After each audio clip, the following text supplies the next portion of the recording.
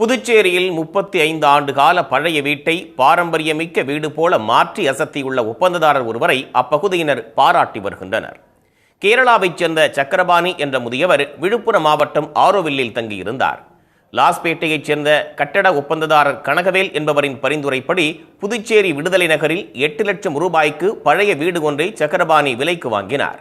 மிகவும் மோசமான நிலையில் இருந்த அந்த வீட்டை கனகவேல் தலைகீழாக மாற்றியுள்ளார்.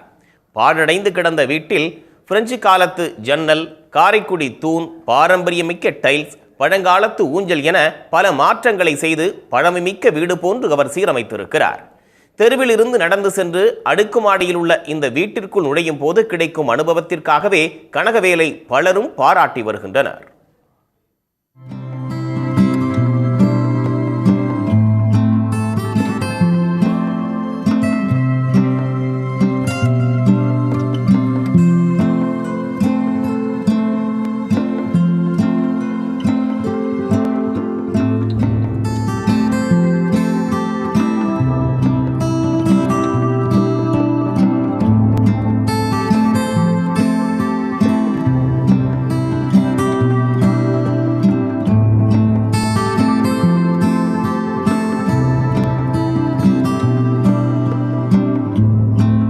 ஹம்பி டெம்பிள் பார்த்துட்டு ஒரு டிசைன் இருக்குது. அந்த மாடல்லாம் பண்ணியிருக்கேன். எதுக்குனாக்கா அந்த காலத்தில் விளக்கெல்லாம் வைப்பாங்க, அந்த மாடல் வச்சு சார்.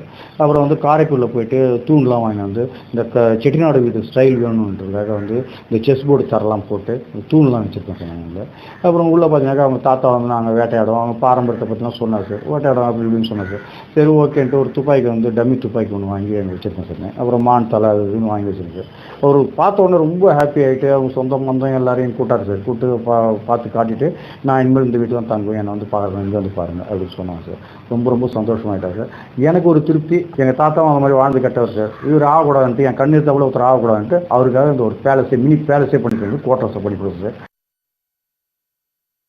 600 சதுர அடி கொண்ட இந்த வீட்டை 3 லட்சம் ரூபாய் செலவில் 3 மாதங்களில் புதுப்பித்ததாக கூறும் கனகவேல் இதுபோன்ற வீடுகளை கட்ட அனுபவம் மூலம் மட்டுமே கற்றுக்கொண்டதாக கூறுகிறார். தங்களுக்கும் இதுபோன்று வீடு கட்டித் தருமாறு பலரும் கேட்டு வருகின்றனர்.